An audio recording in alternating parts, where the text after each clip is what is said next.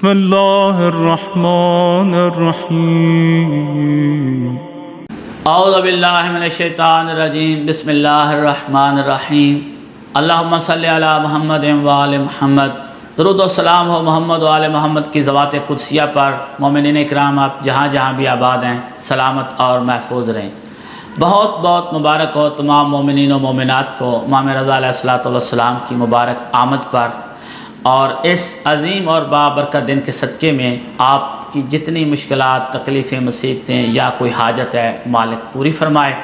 انشاءاللہ آخر میں امام رضا علیہ السلام کی بتائی ہوئی نماز کا ذکر کریں گے، جس کو آج کے دن اگر انجام دیا جائے، کوئی بھی حاجت ہو، کوئی بیماری یا نہیں جا رہی، تکلیف مصیبت ہو، وہ آج کے دن کی عزت و عظمت کا صدقہ اور امام کی برکت کے صدقے میں ضرور آپ کی پوری ہوگی، اور کوئی بیماری ہوگی تو اس سے شفا یابی ملے گی۔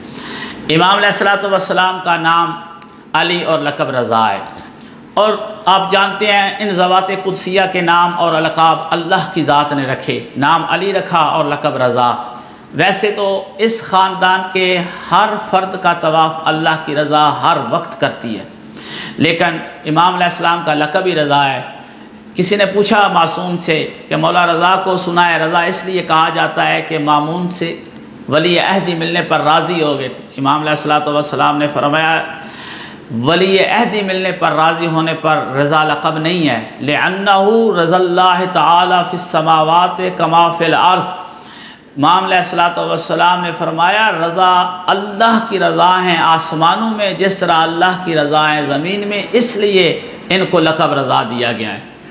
آسمان والوں کے لیے بھی رضا ہیں اور زمین والوں کے لیے بھی رضا ہے۔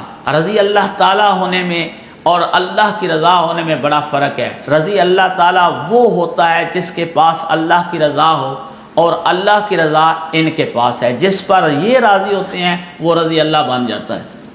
بہت بڑی عزت اور عظمت ہے کہ اللہ کی رضا ان ذوات قدسیہ کا طواف کرتی رہتی ہے۔ بہت سارے معجزات ہیں امام علیہ السلام کی زندگی میں، سارے ذکر نہیں کیے جا سکتے۔ امام علیہ السلام گزر رہے تھے، ایک بندہ سامنے سے آ رہا تھا اور آ کے کہتا ہے کہ آپ کا حق امامت نہیں ہے، آپ لوگ دعوی امامت کر دیتے ہیں، یہ حالانکہ یہ آپ کا حق نہیں ہے۔ امام علیہ السلام نے فرمایا فما دلالۃ الامامت عندک، امامت کی تیرے نزدیک کیا دلیل ہے؟ کون سی دلیل ہو تو امام مان لیتا ہے؟ یہ کہتا ہے ان یکلم وراء البیت و یحیی و یمیت، میں اس بندے کو امام سمجھتا ہوں جو گھر کی غیب کی خبریں دے سکے، وَيُحْيِي وَيُمِيتُ، زندہ کر سکے اور مار سکے۔ امام علیہ السلام نے فرمایا خمسۃ دنانیر عندک، تیرے پاس 5 اس وقت دینار ہیں، وَزَوْجَتُكَ مَاتَتْ مُنْذُ سَنَةٍ، اور 1 سال ہو گیا تیری زوجہ فوت ہو چکی ہے، مر چکی ہے۔ انی احییھا الساعہ، میں اسی وقت اس کو زندہ کر رہا ہوں۔ فرجع الی منزلک، اپنے گھر جاؤ، وانظرھا، اور جا کر دیکھو۔ یہ بندہ وہاں سے گھر گیا، وزوجتہ جالسۃ فی بیتھا، اس کے گھر میں اس کی زوجہ بیٹھی ہوئی تھی۔ اس سے سوال کرتا ہے مَلَّذِی جَاءَکَ ہُنَا، کون سی ذات ہے جس نے تجھے زندہ کیا اور یہاں لے کے آئی؟ اور اس نے کہا کُنْتُ نَائِمَةً، میں تو سو رہی تھی، اذ آتا آتٍ، کوئی آیا میرے پاس، وَبَصَفَتْ لَهُ صِفَةَ الرِّضَا، اور اس نے جو جو صفات بیان کی، یہ بندہ کہتا ہے وہ امام رضا علیہ السلام کی بے عین ہی ساری صفات تھیں۔ اور مولا نے کہا تھا احییھا الساعہ، میں اسی وقت اس کو زندہ کر رہا ہوں۔ تو آنے والا آیا اور کہتا ہے کہ یا حوضہ قومی وارجعی الی بیتک، اے سونے والی اٹھ اور اپنے گھر چلی جا، میں زندہ ہو گئی اور اپنے گھر آ گئی۔ اور اس نے مجھے کہا ترزقین بعد الموت ولدا، کہ مرنے کے بعد بھی تجھے ایک بیٹا عطا کیا جائے گا۔ اور یہ بندہ کہتا ہے کہ واقعی وہ زندہ ہوئی، 1 سال کی امام علیہ السلام نے فرمایا کہ ہم آپ کو زندگی دے رہے ہیں اور ایک ولد بھی دے رہے ہیں۔ اسی طرح ہوا، 1 سال وہ زندہ رہی اور اس کو ایک اولاد ہوئی۔ امام علیہ السلام کی زندگی کے بہت سارے اور بھی معجزات ہیں۔ مامون کے دور میں خصوصاً جب ولی عہد مولا بنے اور یہ زبردستی اس نے اتنا اصرار کیا کہ مولا کو قبول کرنا پڑا، تو اس وقت اس کے حواری جو تھے، جو اس کے چاہنے والے تھے، نواسب اور متعصبین، انہوں نے کہنا شروع کر دیا۔ اور اتفاق یوں ہوا کہ امام علیہ السلام جس سال ولی عہد بنے قبول کیا، پورا سال بارش نہیں ہوئی، تو ان کو موقع ملا یہ کہنے کا کہ دیکھا علی ابن موسیٰ کو آپ نے ولی عہد بنایا، اللہ نے ہم سے بارش بھی روک لی۔ یہ پریشان ہو کر مولا کے پاس آیا اور کہتا ہے مولا ایسے ایسے باتیں کر رہے ہیں لوگ، اگر آپ دعا کریں بارش ہو جائے گی، ان کے منہ بند ہو جائیں گے۔ امام علیہ الصلوۃ والسلام نے فرمایا میں دعا کروں گا یوم الاثنین کو، سوموار کے دن کو میں دعا کے لیے نکلوں گا، اور جس دن فرما رہے تھے اس دن جمعے کا دن تھا۔ امام علیہ الصلوۃ والسلام سوموار کے دن آئے، لوگ انتظار میں تھے امام علیہ السلام دعا کریں گے بارش ہوگی یا نہیں ہوگی، اتنی سخت دھوپ ہے، موسم اتنا خشک ہے، 1 سال ہو گیا ہے، ایک عرصہ ہو گیا ہے، زمانہ ہو گیا، بارش نہیں ہوئی۔ اس انتظار میں لوگ گھروں سے نکل آئے۔ امام علیہ الصلوۃ والسلام ممبر پر جلوہ افروز ہوئے، فحمد اللہ وثنا علیہ، اللہ کی حمد اور ثنا کی۔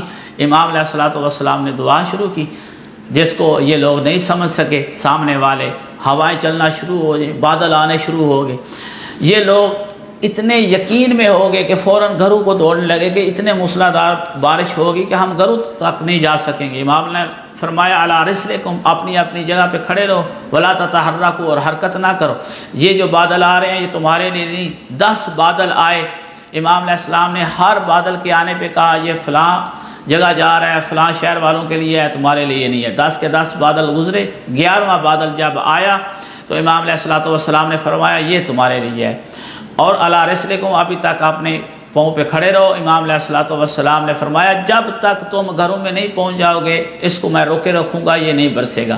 یہ لوگ گھروں میں پہنچے، اتنی موسلادھار بارش ہوئی، صحرا، فلاوات، حیاض، سارے کے سارے حوض، پانی، زمین سارے تر ہو گئے، اتنی بارش ہوئی، پانی پانی ہو گیا اور ساری خشک سالی دور ہو گئی۔ امام علیہ الصلوۃ والسلام کی وہ عظمت اور مقام ہے، اور امام کی زیارت کا وہ اجر ہے کہ جس کو سوچنے سے، ادراک کرنے سے عقل شعور قاصر ہے۔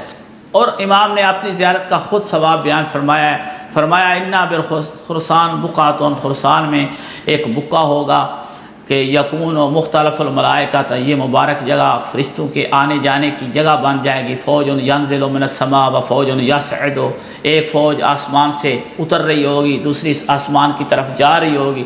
فرمایا من زارا فی عالم غربتی کمن زارا رسول اللہ صلی اللہ علیہ وآلہ وسلم، جس نے بھی عالم غربت میں میری زیارت کی وہ ایسے ہی ہے جس نے رسول اللہ صلی اللہ علیہ وآلہ وسلم کی زیارت کی۔ وَقَتَبَ اللَّهُ لَهُ أَجْرَ 100,000 شہید و 100,000 مجاہد و 100,000 صدیق و 100,000 حاج او معتمر۔